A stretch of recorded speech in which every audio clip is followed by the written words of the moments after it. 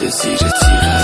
آخه سجده‌های این روزاش طولانی شده، انقدر به خاطرت گرد و خاک به پا کردم. هوای این شهر بدجوری طوفانی شده، بعد آتیشی که